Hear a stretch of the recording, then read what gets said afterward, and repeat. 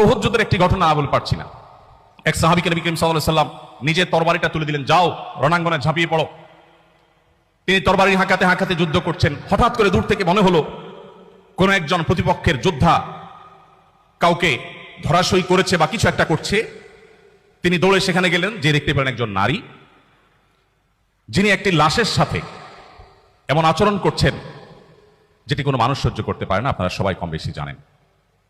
লাশের বিকৃতির এই ঘটনা দেখে, সেই লাশ মুসলমানের লাশ দেখে ওই সাহাবী টকবগে জ্বলে উঠলেন, তরবারি বের করলেন। যখন তাকে আঘাত করতে যাবেন, হঠাৎ তিনি থমকে দাঁড়ালেন। কারণ তিনি পরবর্তীতে বলেছেন, এই তরবারি তো মুহাম্মদ সাল্লাল্লাহু আলাইহি সাল্লামের তরবারি। তিনি কোনোদিন কোনো নারীর গায়ে কখনো ফুলের টোকা দেননি।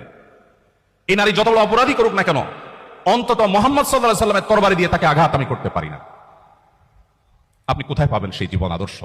কোথায় পাবেন সেই মহান ব্যক্তিত্ব?